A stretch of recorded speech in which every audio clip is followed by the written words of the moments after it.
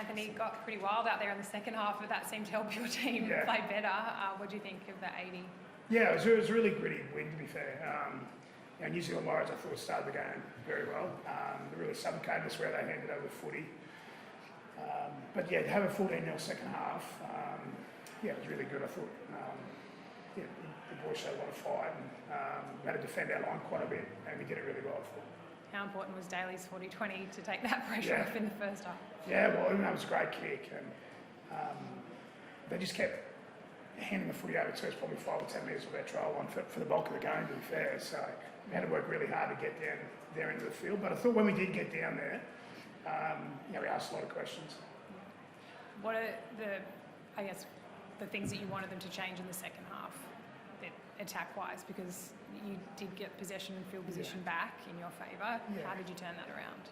Yeah, well, we just spoke about at half-time just being a little bit more accurate. Like, we gave a lot of piggybacks to the Warriors when they were coming out of there into the field, and then we probably made 3 errors, I think, when we were coming out of yardage. So, it's just about being a little bit more accurate. But, I just thought, the guys sort of kept fighting. It wasn't the prettiest win. That's probably going to be like where we want to get to, finals footy, which is our ambition. You've got to win ugly, and probably that's the best description for tonight. You wanted Daly a better start. Did they just not allow you to get into the game? There was nothing else you could do? I reckon there's got to be a fair bit of credit given to the Warriors. They're in a bit of a tough spot at the minute, not getting the results they want, but you could probably see tonight, they played a lot like they were the team of last year. Sean back tonight was a big help for them, and their forward pack's still a very good forward pack. So they did put us in some really tough positions, but as Siebes mentioned, sometimes you just got to be patient, play the long game, and that second half was probably a fair reflection of us doing that. How tough's Lehi Hopewadi? Because in the first half he came up with a really big tackle on, I think it was Roger or Dallin on that edge, and then he comes out with a great try in the second half. Yeah, no, he's going really well.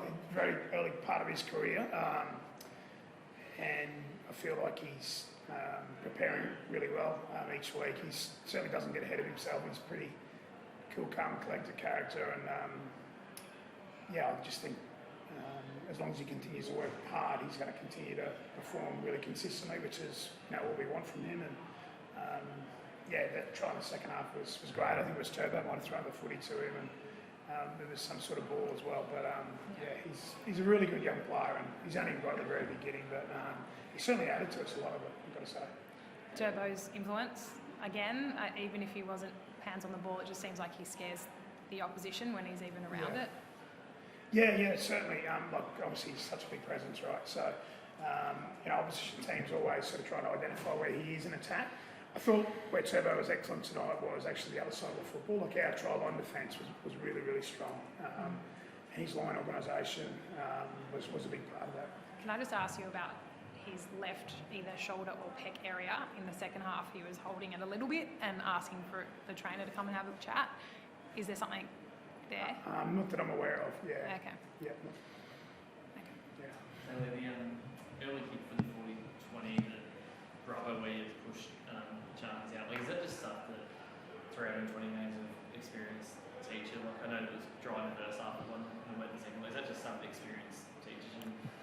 Yeah, I get a lot wrong out there as well. To be fair, certainly haven't got it right still, but I guess I'm very persistent. I'm always looking for opportunities, so it's just that mentality of always competing. I guess a bit of an era as far as you and Sean, but your history goes back way back to your first year, right? The last game against each other. Ironically, the same scoreline too as Is it really? Oh, wow, that's uncanny. I've got so much respect and admiration for what Sean's done. There's been some massive New Zealand players that have impacted rugby league, and Sean Johnson is a name that I reckon's had a massive impact on New Zealand rugby league. And I take a lot of pride in playing against him. We've swapped jerseys over the years and stuff like that, so the respect's very high. But he's been a fantastic player for a long time, and I personally have a lot of time for him.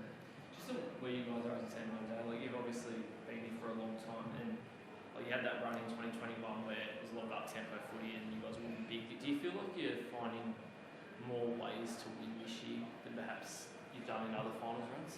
Yeah, I think Siebes might agree, but this is a different way we've won in recent weeks. So I'm sure everyone at Brookvale would have wanted us to light it up tonight. You know, put 30, 40 points on someone, but sometimes you got to just win ugly. Steve said it before, it's just as simple as that. So we're always trying to get better, and there's certainly parts of our game that aren't perfect yet, but to get a result at this stage of the year in front of our home fans, that's ultimately what we come here for tonight, and we got that result. So that's on to the next job, really. How important is like having that sort of skill set, especially I think these next 3 weeks, like you play teams, well maybe not next week, but the last 2 weeks, who are also like trying to make sure that they hold a top 4 or top 8 spot. Have been played for so long. The most important game for us is our next game, and I understand the importance maybe of the ladder and who we play in the future, but if we don't respect our next game and our next opposition, we'll find ourselves worrying about the wrong stuff.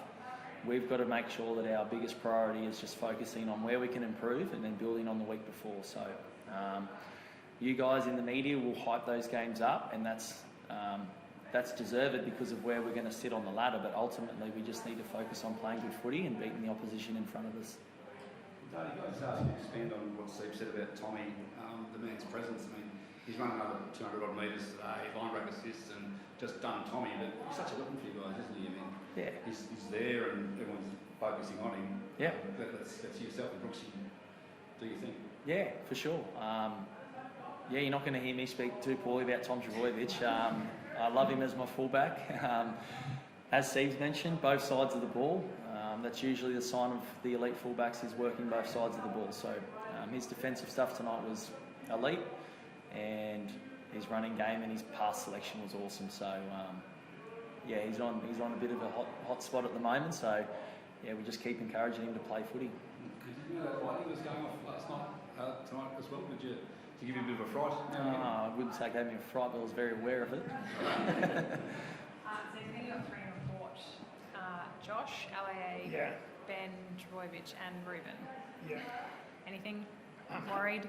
Not that I saw. Okay. I mean, I watched a couple of replays. I don't think there was too much to worry about, to be fair. It was one of those sort of games. It was just a really it was a funny sort of game with that regard.